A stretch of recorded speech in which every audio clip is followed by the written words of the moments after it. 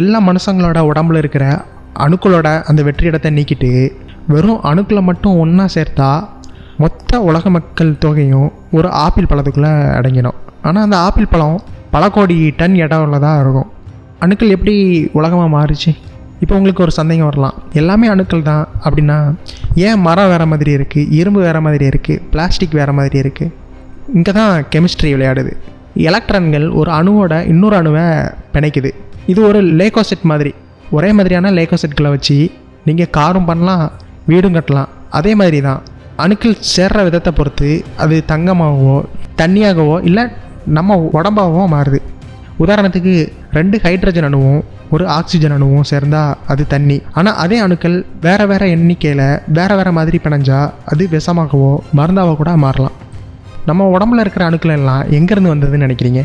பல கோடி வருஷத்துக்கு முன்னாடி வெடிச்சு சிதறின நட்சத்திரங்களோட துகள்கள் தான் நாம். சூரியன் மாதிரியான நட்சத்திரங்களுக்குள்ளே நடக்கிற அந்த பயங்கரமான வெப்பத்தில் தான் ஹைட்ரஜன் அணுக்கள் ஒன்றா சேர்ந்து ஹீலியமாகவும் கார்பனாகவும் மாறுது.